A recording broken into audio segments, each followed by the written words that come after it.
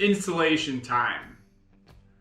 First step is to turn off the power at the electrical panel. Very important. Next, remove the faceplate from the old receptacle. Remove the mounting of the old receptacle. You may be able to unscrew the old connections. That's great.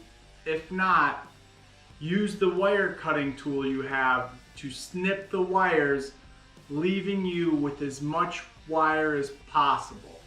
Next, you're going to make your connections to the new receptacle. Here, there's a green screw for ground. It says hot for the black wire, and then white for the white wire.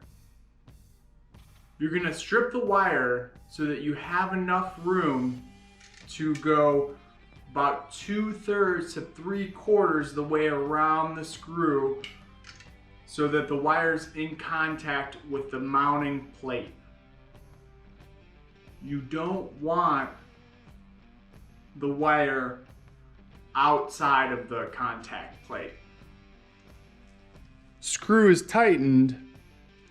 You want it to be tightened in the same direction that the wire is curled around the screw.